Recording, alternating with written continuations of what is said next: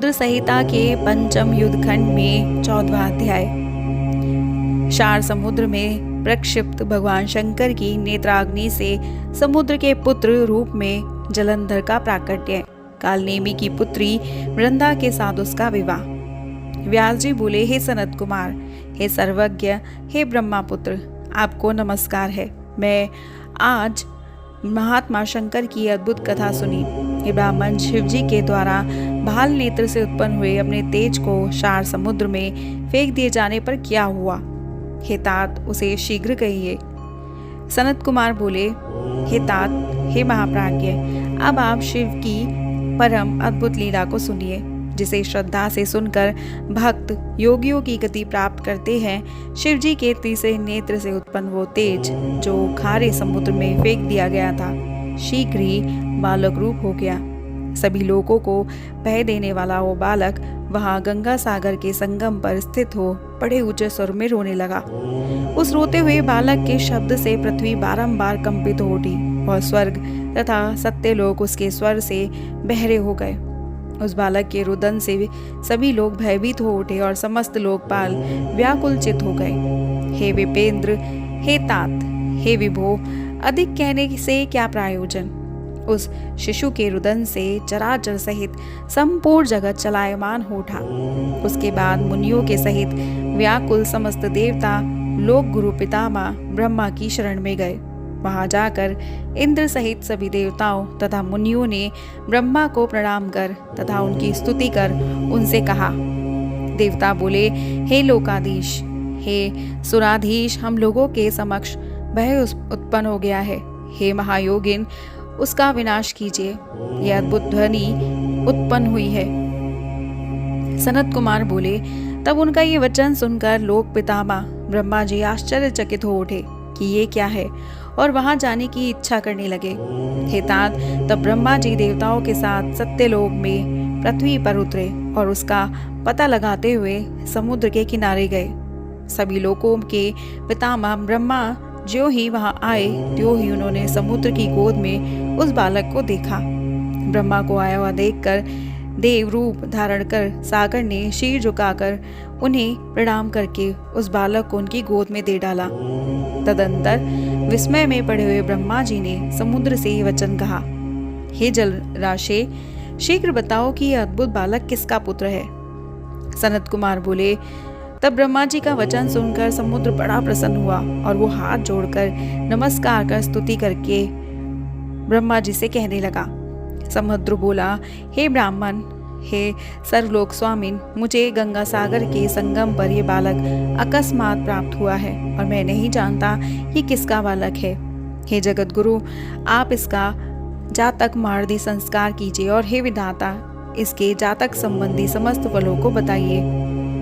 सनत कुमार बोले, जब समुद्र ब्रह्मा जी से इस बात को कह रहा था तभी उस बालक ने ब्रह्मा जी का कंठ पकड़ लिया। यद्यपि वो अपना गला बारंबार उससे छुड़ा रहे थे।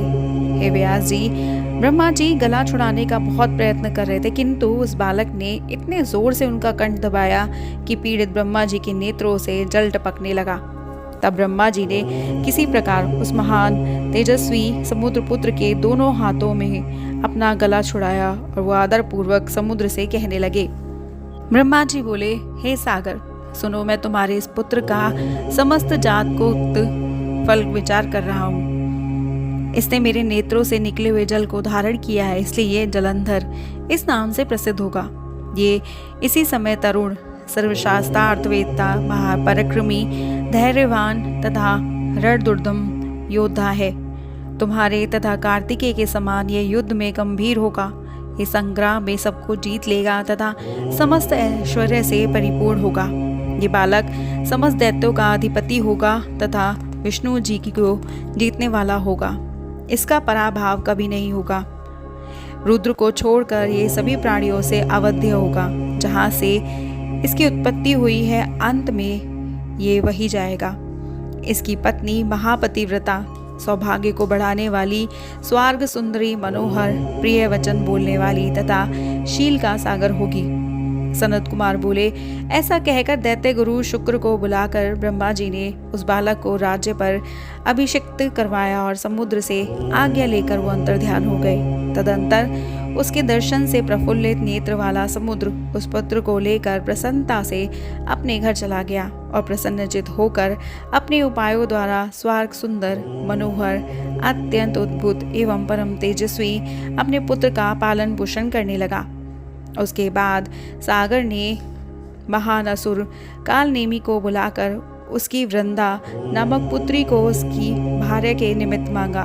हे मुने, वीर असुरों में श्रेष्ठ, बुद्धिमान तथा अपने कार्य साधन में कुशल असुर कालनेमी ने समुद्र की याचना स्वीकार कर ली और ब्रह्मा विवाह की विधि से समुद्र पुत्र वीर जलंधर को अपनी प्राणप्रिया पुत्री वर प्रदान की। उस समय उन दोनों के विवाह में महान उत्सव हुआ। हे मुने, समस्त नदियों एवं असुरों को सुख प्राप्त हुआ। स्त्री सहित पुत्र को देखकर समुद्र को भी अत्यधिक सुख की प्राप्ति हुई और उसने ब्राह्मणों तथा अन्य लोगों को यथाविधि दान दिया। तब पाताल में रहने वाले दैत्य, जो देवताओं के द्वारा पहले ही जीत लिए गए थे, वे पृथ्वी पर चले गए और निडर होकर उसके आश्रम में रहने लगे।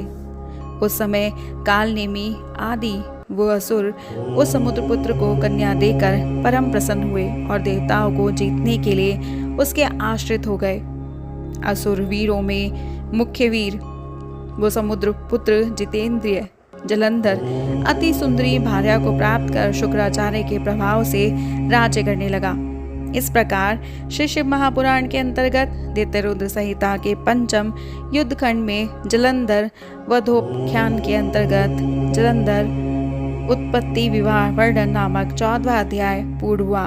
और हमारा अगला अध्याय है राहु के शिरच्छेद तथा समुद्र मंथन के समय में देवताओं के छल को जानकर जलंधर द्वारा क्रुद्ध होकर स्वर्ग पर आक्रमण, इंद्र आदि देवों की पराजय, अमरावती पर जलंधर का आधिपत्य, भयभीत देवताओं का समीरों की गुफा में छिपना नामक 15वां अध्याय। और इसे जानने के लिए सब्सक्राइब कीजिएगा हमारे YouTube channel voice of tales को और हमारी वीडियो को लाइक, शेयर, सब्सक्राइब करना मत भूलिएगा। हर हर महादेव।